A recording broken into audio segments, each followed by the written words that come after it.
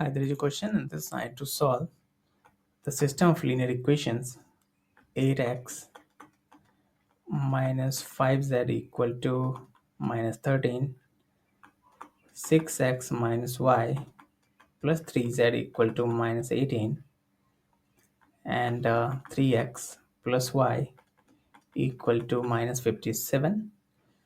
Equation number 1, equation number 2, and equation number 3.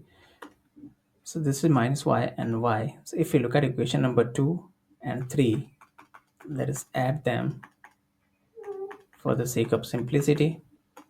So 6x minus y plus 3z equal to minus 18, 3x plus y equal to minus 57. These two gets cancelled out. So 9x plus